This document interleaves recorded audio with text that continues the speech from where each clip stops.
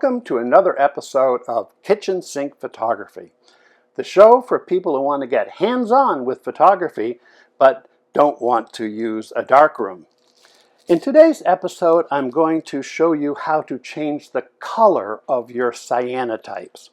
Now, you may ask, why would I want to do that?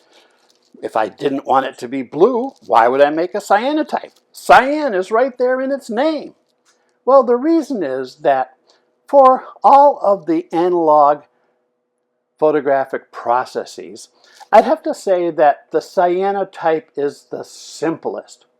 So if we can add some options to what is basically a simple process, that will open up some creative opportunities for you.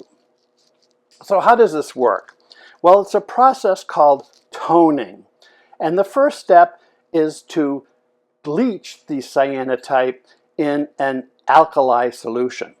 Now we know from previous episodes that alkali is not friendly to cyanotypes.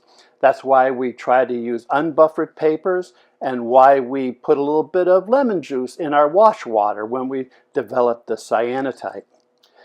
But what the alkali will do in this case is it starts to break down the cyanotype. It opens up some chemical bonds so that the toning solution can work on them to change the color. So for the bleaching solution, we're looking for an alkali, and if you want, you can buy a whole kit from a number of places, for example, Bostic and Sullivan. So their solution for bleaching is potassium carbonate, and their solution for toning is tannic acid. Well, in the spirit of kitchen sink photography, we're going to try to look for chemicals that you might have around your house that you use for other purposes. So Bostic and Sullivan give us a kind of a hint here. They're talking about potassium carbonate. Well, so maybe what will work is laundry powder. Laundry powder is calcium carbonate. It's not to be confused with baking soda, which is calcium bicarbonate. So calcium carbonate washing soda is what we're going to look for. And for toning, we're going to look for something acidic because we know that cyanotypes like acidic. And so instead of tannic acid from Bostic and Sullivan, what we're going to use is tea, which we know contains tannic acid along with some other chemicals. Okay, so to get started, we're going to make the bleaching solution, and what I'm going to do is make about 3 cups of solution. I will put about 1 tablespoon of the laundry soda in each cup.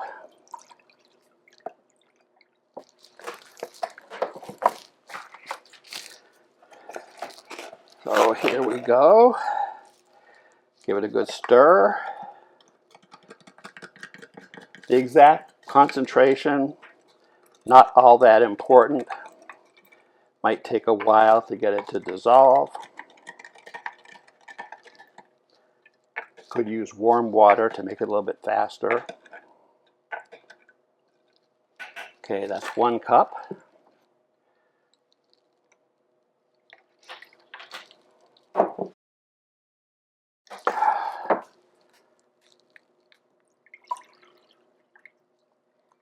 For those of you using the metric system, it's 500 milliliters, about the same. And a tablespoon, I think, is 3 grams.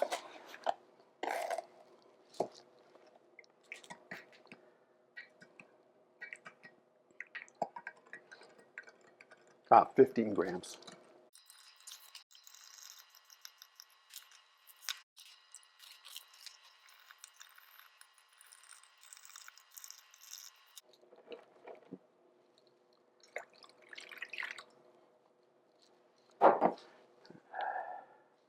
It's not all dissolved, so I will continue to stir it here.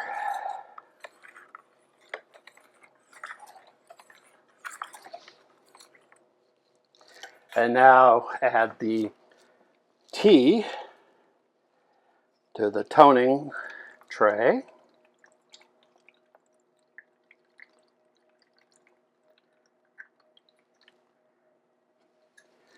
And it's not quite deep enough, so I'm going to add some more water.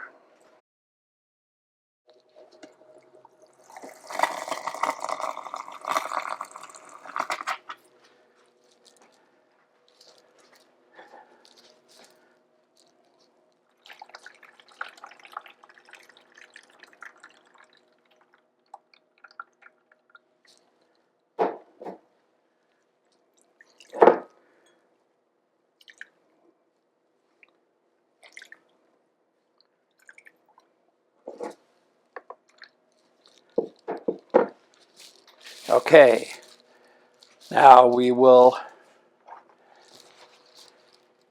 get our cyanotype, which we previously exposed and developed. I gave this one a little bit extra exposure. It looked good at 15 minutes, but I gave it 20 minutes to make it a little bit darker, give it a little bit more for the chemicals to bite into. So we put it in the toning bath, and then we watch as it gets lighter. We want to pull it out when it turns yellow, but before it totally fades away. Give it a little bit of rinse in the water to stop it from bleaching. Yeah, get a good look at it now. It's like yellow. And now we will put it in the toning bath. And it could take a little while for it to tone. A few minutes, up to half an hour. You don't want to leave it in there too long, or the toning solution will start to soak into the paper and give the paper the same color as the image, which kind of ruins the contrast. That's called staining.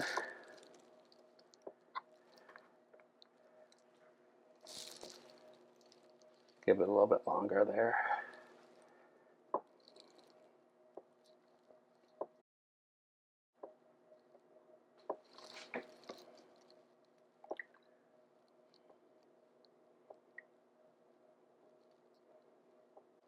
If you thought the bleaching went too fast and you might not be able to pull it out in time, you can make a little bit more dilute solution, not adding so many teaspoons of washing soda. Also, if you want to, you can get kind of a duotone by not bleaching it quite so far, keeping some of the blue, and then parts of the print will be blue and parts of it will be the toned color. And it depends on how dark the original cyanotype was in those different places. And that can produce kind of a nice look.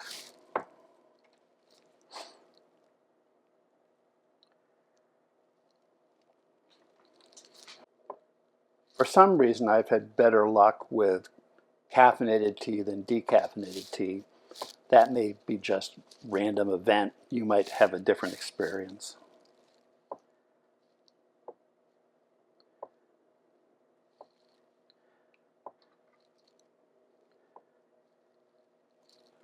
The washing soda that I used, I couldn't find at the grocery store, but I did find it at the hardware store. I think I bought this at Lowe's, but they're probably at other hardware stores as well. Some people use borax instead of washing soda. It seemed to take a little bit longer to bleach, and it's certainly more likely to be available at the grocery store. So here's another one of those tricky parts. You want to leave it in the toning solution long enough so the image gets as dark as possible. But you want to take it out before very much of the toning solution soaks into the paper, which will reduce the contrast. So once you've decided it's time to take it out, then the next step is to give it a good wash, maybe 10 minutes in running water. You want to wash off as much of the toning solution as possible, leaving behind only that which is chemically bonded to the image itself.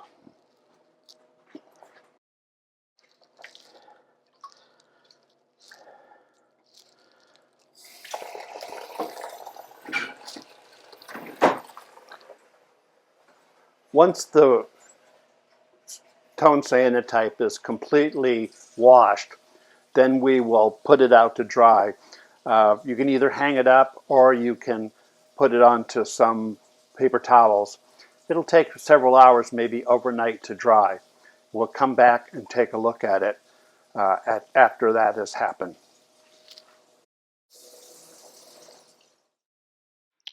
Here is the final tone cyanotype.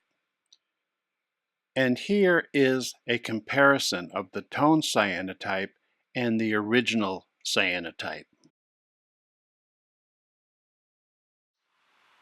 Well, we've really just touched the surface of what you can do with toning cyanotypes.